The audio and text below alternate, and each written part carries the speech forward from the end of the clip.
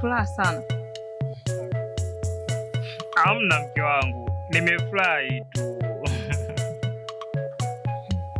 Kitu gani ambacho kinakufanya ufurahi wakati muda si mrefu hapa ulikuwa unajisikia ovyo, imekuchemshia vidaa vile ndo sasa hivi unajisikia vizuri ya?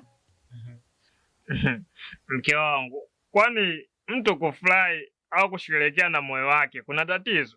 Mimi nimefurahi tu mke wangu, maana kuna jambo limenifurahisha na linaendelea kutimia sasa hivi, na likitimia mke wangu, sisemi mengi, ila itakuwa babu kubwa sana.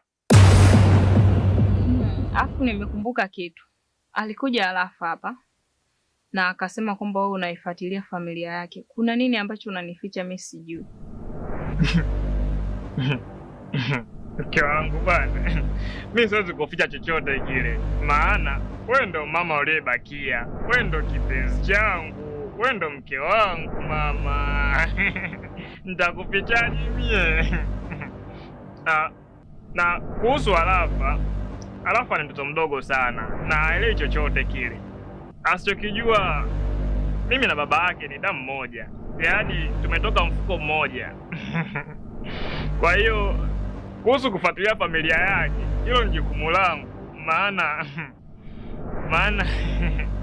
mke wangu bwana, yaani mimi na baba Alafa ni familia, kwa hiyo ni jukumu langu kufuatilia pia familia ile inaendeleaje. Lakini kuna kitu nilikuwa nataka nikwambie. Kitu gani hicho mke wangu? Nilikuwa nataka na ujauzito.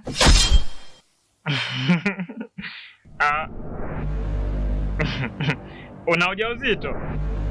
Yaani au nimesikia vibaya? Na kama una ujauzito kweli, ni jambo moja zuri sana, maana ndo nilikuwa nakisubiria kwa muda mrefu sana, na mimi nipate mlisi aje kumiliki mali zetu tunazokuja kuwa nazo, maana tena naombea hedume.